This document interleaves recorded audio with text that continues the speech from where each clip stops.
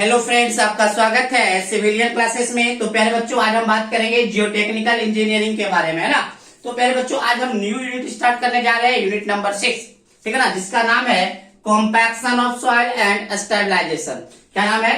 Compaction of soil and soil stabilization होता है, ठीक है ना। Compaction of soil and soil stabilization, ठीक है प्यारे बच्चों। तो ये आपका एक एकदम बहुत अच्छा टॉपिक है। इस टॉपिक से बहुत अच्छे मार्क्स के आपके क्वेश्चन आते हैं आपके एग्जाम में, है ना। तो बेहतरीन टॉपिक है, बेहतरीन तरीके से इसको हम लोग पढ़ेंगे भी। तो यूनिट नंबर 6 तो ऐसा टॉपिक है ना, जो आपको अगर पहले कुछ नहीं भी पढ़े हुए हैं सॉइल मैकेनिक्स में, तो भी आपको ये टॉपिक आपको बहुत इजीली समझ में आएगा, ठीक है ना। तो चलिए पहले बच्चों, compaction of soil and soil stabilization unit number 6 को हम लोग स्टार्ट करते हैं। तो पहले बच्चों, सबसे पहले ये समझिए, कॉम्पैक्शन को समझने से पहले आपको एक टर्म समझना होगा जिसका नाम क्या है? कॉम्प्रेसिबिलिटी। क्या नाम है? कॉम्प्रेसिबिलिटी। देखिए पहले बच्चों, हम आपको एक चीज बताते हैं। मान लीजिए पहले बच्चों, ये आपका फील्ड है जहां पे आपको घर बनाना है, ये आपका ग्राउंड है जहां पे आपको घर बनाना है। मान लीजिए आपको यहाँ पे मिट्टी भरने का जरूरत पड़ा। क्या भरने का? मिट्टी यहाँ पे भरे, आप यहाँ पे सॉइल भरे। तो प्यारे बच्चों, सॉइल को भरने के बाद उसको क्या करते हैं? रोलर चला के उसको कॉम्पैक्ट करते हैं। क्या करते हैं? जैसे प्यारे बच्चों, रोलर जैसे ही चलाएगा उसके वॉल्यूम को कम कर देगा, उसके थिकनेस को कम कर देगा। तो हम क्यों करते हैं उसको थिकनेस को कम, उसके वॉल्यूम को क्यों कम करना चाहते हैं? क्योंकि जितना कम वॉल्यूम होगा उतना, देखिए वॉल्यूम कम होने का मतलब क्या है? जैसे देखिए, यूनिट वेट बराबर क्या होता है? Weight by volume. अगर वॉल्यूम कम होगा तो यूनिट वेट बढ़ेगा, और किसी भी सॉइल का जितना ज्यादा यूनिट वेट होता है वह सॉइल उतना ज्यादा लोड को रेसिस्ट कर सकता है। बात समझ में आया? हमने क्या बोला प्यारे बच्चों कि मान लीजिए हमको घर बनाना है, घर बनाने के लिए हमने मिट्टी भरा ग्राउंड में। तो मिट्टी भरने के बाद उसको आप देखिएगा कॉम्पैक्ट किया जाता है, रोलर चलाया जाता है, क्या कहता है, हैमर से मारा जाता है ताकि मिट्टी बैठ सके। क्यों बैठ सके? क्योंकि प्यारे बच्चों, जितना ज्यादा मिट्टी आराम से बैठेगा, जितना ज्यादा मिट्टी सेटल डाउन होगा, उतना ज्यादा वो लोड रेसिस्ट कर पाएगा, ठीक है ना। और फ्यूचर में कहीं ज्यादा सेट ना कर जाए, इसीलिए पहले ही कॉम्पैक्ट किया जाता है, पहले उसके वॉल्यूम को कम कर दिया जाता है। तो प्यारे बच्चों, कॉम्प्रेसिबिलिटी क्या है? कॉम्प्रेसिबिलिटी किसी भी सॉइल का वह कैपेसिटी है जिससे कि वो अपना वॉल्यूम को कम करना चाहता है। बात समझ में आया? हमने क्या बोला? कॉम्प्रेसिबिलिटी किसी भी सॉइल का वह प्रॉपर्टी है, वह कैपेसिटी है जिससे वो अपने वॉल्यूम को कम करना चाहता है। तो अब ये बताएं प्यारे बच्चों, सॉइल का वॉल्यूम कम क्यों हो जाता है? जब हम उस पर रोलर चलाते हैं या कोई मशीन वगैरह चलाते हैं तो उसका वॉल्यूम कम क्यों होता है? तो देखिए प्यारे बच्चों, कम होने का रीजन क्या है? अब ये बताएं प्यारे बच्चों, आपको soil as a 3 phase system में आपको समझ में आया होगा कि सॉइल में क्या क्या होता है। तो सॉइल सॉलिड होता है, एयर होता है और वाटर होता है। ये 3 चीज होता है प्यारे बच्चों। अब देखिए, जब उस पे आप रोलर चलाते होंगे तो सॉइल सॉलिड तो नहीं घटता होगा, सॉइल सॉलिड तो जितना है उतना रहेगा। तो होता क्या होगा? सॉइल मास से एयर रिमूव हो सकता है या वाटर रिमूव हो सकता है।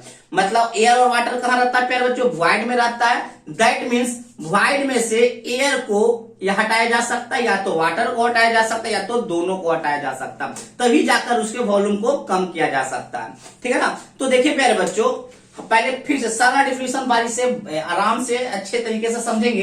पहले समझेंगे कॉम्प्रेसिबिलिटी। कॉम्प्रेसिबिलिटी क्या है? सॉइल का वह कैपेसिटी है जिससे वो अपने वॉल्यूम को कम करना चाहता है। कब? जब उस पर आप एक्सटर्नल अप्लाइड लोड लगाते हैं तब। ऐसा तो नहीं ना फील्ड में हमने सॉइल को भरा, अपने आप उसका वॉल्यूम कम जाएगा, नहीं, उस पर एक्सटर्नल अप्लाइड लोड लगाना पड़ेगा। या तो रोलर चला दीजिए या तो हैमर से मारिए, कुछ ना कुछ आपको एक्सटर्नल लोड लगाना होगा। अब देखिए प्यारे बच्चों, वॉइड को कम करने के लिए, मतलब उसके वॉल्यूम को कम करने के लिए, या तो एयर को रिमूव करना होगा या तो वाटर को रिमूव करना होगा। तो कॉम्प्रेसिबिलिटी के अंदर 2 टर्म आता है प्यारे बच्चों। पहला आता है कॉम्पैक्शन और दूसरा आता है कंसोलिडेशन। पहला आता है कॉम्पैक्शन और दूसरा आता है कंसोलिडेशन। तो प्यारे बच्चों, कॉम्पैक्शन में क्या होता है? वॉइड में से एयर को निकाल दिया जाता है। जैसे ही एयर बाहर जाएगा तो उसके वॉल्यूम को कम होना ही है, क्योंकि एयर का भी वॉल्यूम बहुत अच्छा खासा होता है। जैसे ही एयर बाहर जाएगा तो क्या होगा? सॉइल का वॉल्यूम रिमूव हो जाएगा। तो एक कॉम्प्रेसिबिलिटी के एक साधन क्या है? कॉम्पैक्शन कर दीजिए। कॉम्पैक्शन का मतलब आप वॉइड में से एयर को रिमूव कर सकते हैं। दूसरा प्रोसेस है कंसोलिडेशन।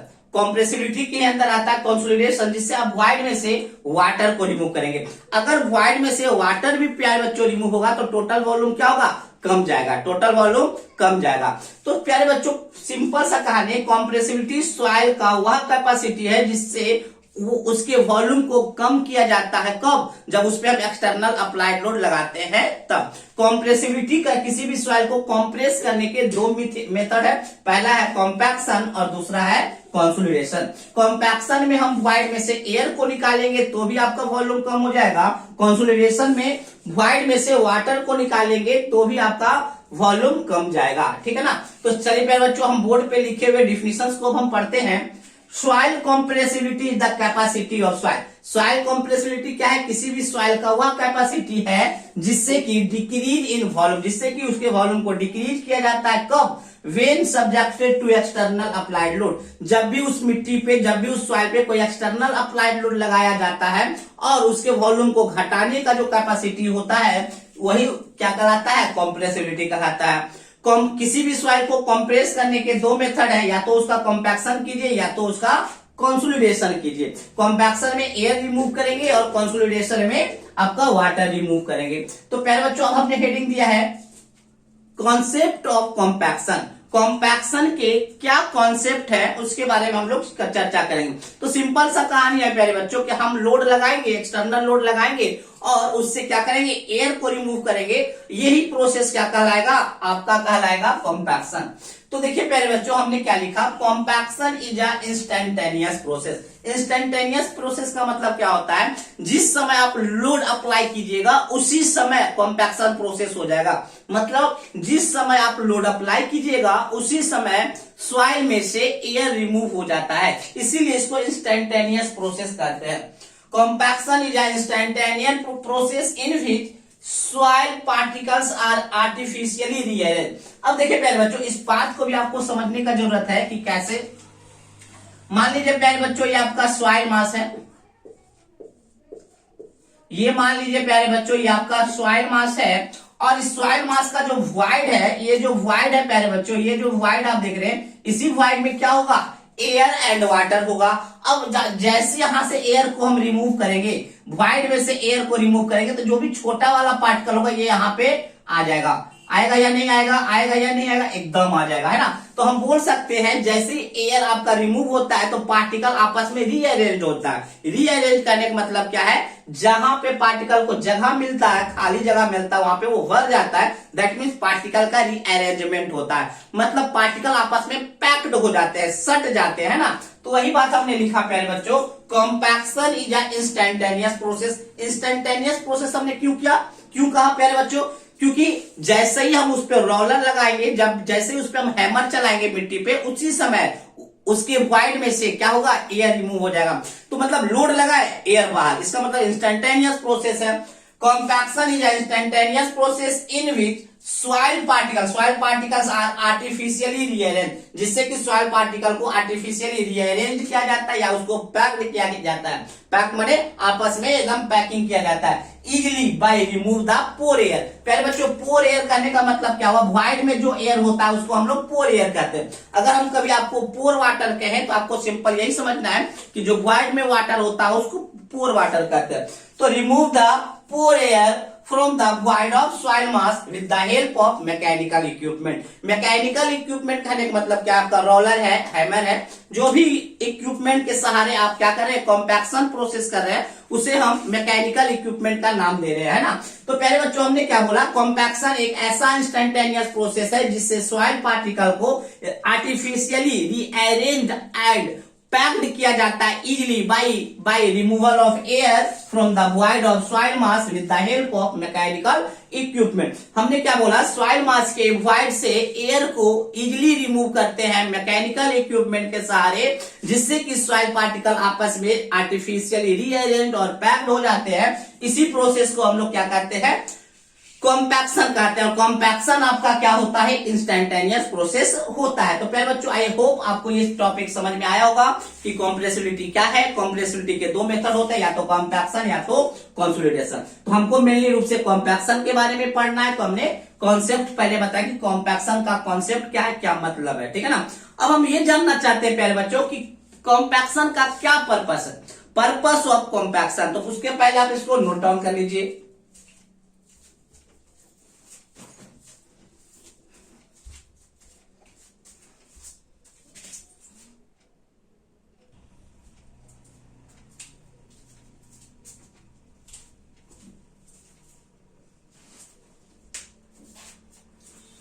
तो पहले बच्चों हम लोग देखेंगे पर्पस ऑफ कॉम्पैक्शन। कॉम्पैक्शन के क्या क्या पर्पस है ना, मतलब हम कॉम्पैक्शन क्यों करते हैं उसके बारे में हम लोग देखेंगे। तो देखिए पहले बच्चों बहुत सारे रीजन है।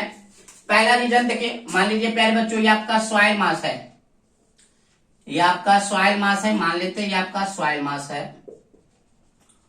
अगर आप सॉइल मास पे लोड लगाइएगा, सॉइल मास पे आप लोड लगाइएगा तो ये शियर में ज्यादा लोड लगाइएगा और सॉइल आपका कमजोर है तो देखिए इस तरह से सॉइल मास टूट जाएगा। देखिए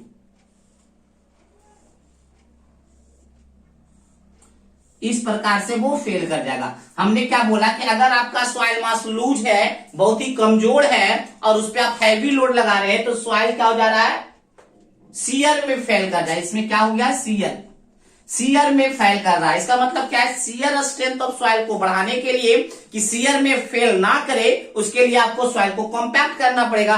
जितना ज्यादा सॉइल कॉम्पैक्ट होगा, जितना ज्यादा सॉइल मजबूत होगा, आप क्या, इसका मतलब आप शियर स्ट्रेंथ को बढ़ा रहे हैं। मतलब कॉम्पैक्शन करने से शियर स्ट्रेंथ ऑफ सॉइल को बढ़ाया जा सकता है। शियर स्ट्रेंथ करने का मतलब है शियर में अब सॉइल फेल बहुत ही मुश्किल से करेगा, ज्यादा लोड पे करेगा, है ना। तो प्यारे बच्चों हमने क्या बोला, पर्पस ऑफ कॉम्पैक्शन में following purpose of compaction are, पहला to increase shear strength of soil. जैसे जितना ज्यादा कॉम्पैक्ट कीजिएगा उतना सॉइल मजबूत होगा, दैट मीन्स उसके शियर स्ट्रेंथ क्या हो जाएगा, बढ़ जाएंगे। सॉइल के शियर स्ट्रेंथ बढ़ सकते हैं किससे, जब आप कॉम्पैक्शन फुल्ली या बहुत ही ज्यादा कर लेते हैं, है ना।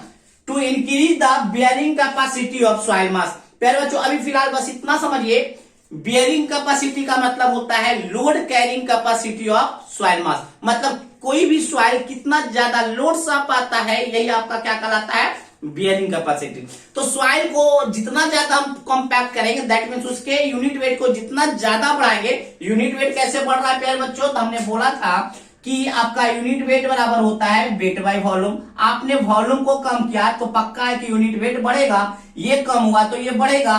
तो जैसे ही आप वॉल्यूम को कम कर पा रहे हैं तो यूनिट वेट बढ़ेगा, और यूनिट वेट बढ़ेगा प्यारे बच्चों तो जितना ज्यादा सॉइल का यूनिट वेट होगा उतना ज्यादा वो सॉइल क्या करेगा, लोड को रेसिस्ट करेगा, और जितना ज्यादा लोड रेसिस्ट करेगा उतना ज्यादा उसका बेयरिंग कैपेसिटी कहलाता है। क्योंकि बेयरिंग कैपेसिटी का मतलब ही होता है लोड कैरिंग कैपेसिटी, ठीक है ना। तो आप कॉम्पैक्शन के सहारे सॉइल मास के बेयरिंग कैपेसिटी को भी आप इंक्रीज कर सकते हैं। तीसरा है to increase the slope stability of soil mass. देखिए प्यारे बच्चों स्लोप स्टेबिलिटी को भी हम लोग समझते हैं। मान लीजिए प्यारे बच्चों जब आप रेलवे या हाईवे बनते हुए देखे होंगे तो इस प्रकार से स्लोप देखे होंगे, इस प्रकार से प्यारे बच्चों स्लोप जाता है। ये आपका मेन रोड हो गया, मान लीजिए ये आपका हाईवे हो गया, ये आपका मान लीजिए प्यारे बच्चों हाईवे हो गया, इस पे आपको रोड चलेगा, इस पे आपको गाड़ी मतलब गाड़ी चलेगा, है ना। अब देखिए पहले ये तो स्लोप है ना, ये स्लोप है ना। अब मान लीजिए सॉइल क्या है, लूज है, आप उसको डेंस नहीं किए।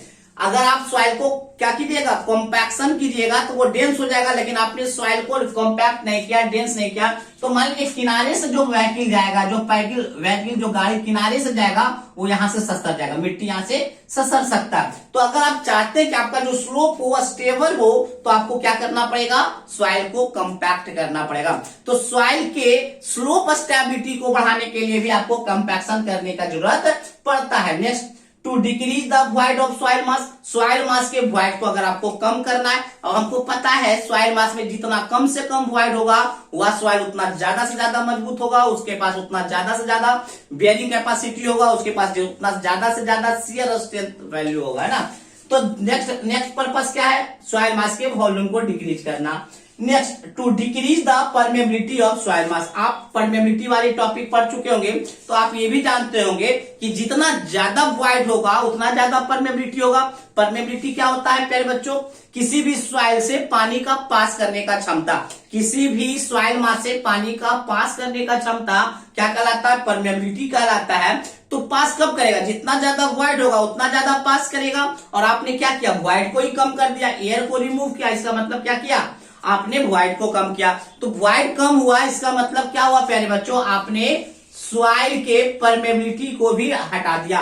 मतलब अच्छी बात है, सॉइल का परमेबिलिटी कम करना अच्छी बात है ना। तो चलिए to decrease the void of soil mass, to decrease the permeability of soil mass. Next to increase the denseness of soil mass. Denseness कहने का मतलब होता है लूजनेस को खत्म करना। लूज नहीं है मतलब डेंस है, और डेंस है तो सॉइल अच्छा है। जितना ज्यादा डेंस होगा तो आपने सॉइल मास के डेंसनेस को बढ़ाने के लिए भी आप कॉम्पैक्शन करते हैं। To reduce the settlement of structure. फिर बच्चों आप ये समझ लीजिए, अगर आप कॉम्पैक्शन नहीं कीजिएगा, सॉइल आपका लूज रहेगा, तो अगर कोई व्हीकल ऊपर से जाएगा तो स्ट्रक्चर क्या होगा, सेटल करेगा। या मान लीजिए आप बिल्डिंग बना रहे हैं, आप जिस जगह पे बिल्डिंग बना रहे हैं उस जगह का जो मिट्टी है उसको आप कॉम्पैक्ट नहीं किए तो 2 साल या 4 साल के बाद आपका बिल्डिंग क्या हो जाएगा, सेटल करेगा, थोड़ा ना 5 mm 10 mm आपका सेटल डाउन कर जाएगा। तो अगर आप चाहते हैं कि आपका बिल्डिंग सेटल डाउन ना करे तो उसके लिए आपको बढ़िया से कॉम्पैक्शन करना पड़ेगा। Next, to reduce the seepage loss from the earthen dam. प्यारे बच्चों आपको पता होना चाहिए, या पता नहीं है तो 5th सेमेस्टर में बहुत ही विस्तार से पता चलेगा कि अर्थन डैम जो होता है ना, ऐसा डैम होता है जो मिट्टी का बना हुआ होता है। अर्थन डैम में डैम किसका बना हुआ होता है, मिट्टी का बना हुआ होता है। अगर डैम का काम क्या है प्यारे बच्चों, पानी को रोकना। देखिए प्यारे बच्चों मान लेते हैं ये आपका डैम है, इधर आपका पानी है ना।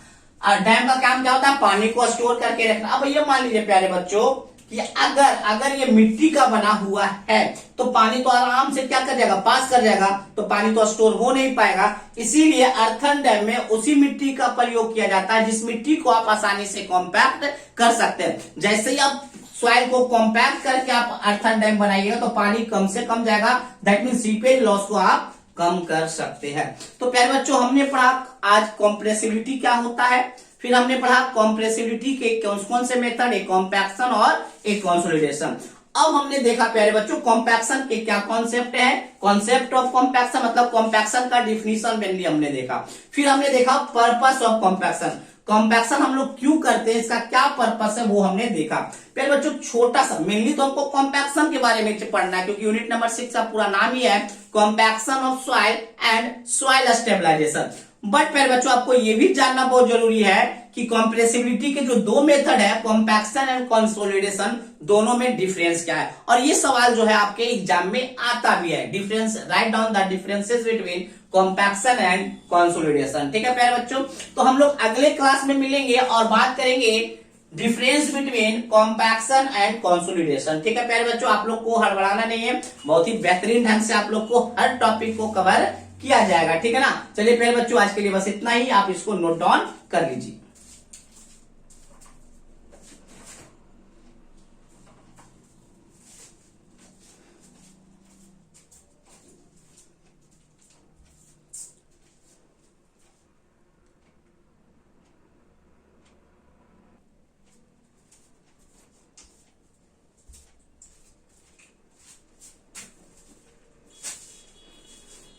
ठीक है प्यारे बच्चों, समझ में आ गया होगा। अगर आप लोग को किसी भी तरीके का प्रॉब्लम हो तो आप इस नंबर पे 9470879060, ये हमारा पर्सनल नंबर है। इस नंबर पे आप व्हाट्सएप भी कर सकते हैं और इस नंबर पे आप कॉल भी कर सकते हैं। ठीक है प्यारे बच्चों, और आज आप लोग वीडियो मांगने से ज्यादा आप लोग क्या कीजिए ना, क्वेश्चन पूछे कि सर ये कैसे, ये कैसे। हम तो सिलेबस आपको खत्म कर ही देंगे, लेकिन आपको पूछना कि सर ये कैसे, ये समझ में नहीं आया कि कैसे आप क्या कहते हैं स्लोप स्टेबिलिटी बढ़ सकता है, ये सब आप पूछे, है ना। तो ज्यादा बेहतरीन होगा आपके कॉन्सेप्ट को समझने में। ठीक है ना। और प्यारे बच्चों सारे टॉपिक को आराम से कवर कीजिए, जैसे कि आपका फ्लूइड मैकेनिक्स बहुत इंपॉर्टेंट टॉपिक है, strength of material that mean mechanics of structure बहुत इंपॉर्टेंट टॉपिक है, आपका ये सॉइल मैकेनिक दैट मीन जो टेक्निकल इंजीनियरिंग बहुत इंपॉर्टेंट टॉपिक है। तो सारे टॉपिक का अलग अलग नोट्स बनाइएगा और वीडियो जब भी देखिएगा तो वीडियो देखते समय ही नोट्स बनाना स्टार्ट करिएगा। ये नहीं कि वीडियो के गाना की तरह सुनिए, नहीं, नोट्स एकदम बहुत जरूरी है प्यारे बच्चों। ठीक है ना, नोट्स को प्रिपेयर करते रहिएगा। ठीक है ना, और किसी भी प्रकार का प्रॉब्लम होगा तो आप इस नंबर पे पूछ लीजिएगा। थोड़ा सा वीडियो जाने में लेट हो रहा था क्योंकि प्यारे बच्चों हमारे घर में कुछ देख ही रहे, कुछ ना कुछ हुआ है। ठीक है ना, तो इसीलिए ठीक है। चलिए अब वीडियो आपका बहुत ही तेजी से जाएगा, बहुत ही जल्दी जाएगा, इसीलिए आप लोग अब पढ़ना स्टार्ट करिए। ठीक है ना, थैंक यू।